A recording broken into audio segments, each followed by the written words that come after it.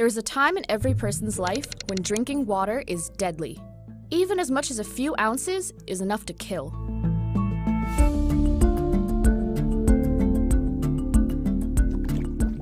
The average healthy adult is made up of 55 to 60% water. The average baby, on the other hand, is roughly 75% water. And that difference is why babies shouldn't drink water before they're at least 6 months old. Not from the tap, or a well, or a spring. You see, everyone's kidneys have a limit to how much water they can handle. Break that limit, and the excess water will back up into your bloodstream, where it dilutes the salt, or sodium, in your blood. Once your blood dips below 0.4 ounces of sodium per gallon, you're at risk of a condition called hyponatremia. It happens when your cells try to return sodium levels to normal by absorbing the extra water, and swell up like a water balloon in the process, causing complications like confusion, vomiting, and muscle spasms. Hyponatremia is common in marathon runners who drink too much too fast during a race without also providing enough sodium to balance out their blood.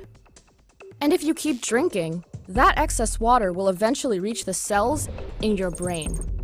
By this point, you have a dangerous case of water intoxication, which affects roughly 200,000 Americans each year. It occurs when your brain cells swell, which builds up pressure inside your skull that can lead to seizures, brain damage, and in severe cases, death. But don't worry, dying from water intoxication is extremely hard for a fully grown human. An adult would have to drink 2.5 to 5 gallons every few hours to reach that point. But for newborns, it's a different story. Their kidneys are about half the size of an adult's, so they can't hold much water to begin with, and it takes just a few ounces to cause problems.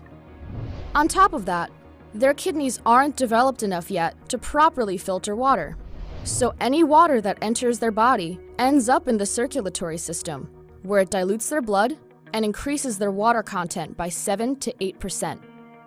It's important that if your baby is showing signs of water intoxication, that you take them to the hospital immediately, where a doctor will likely provide some form of fluids, like intravenous saline solution, to bring the infant's sodium levels up to normal.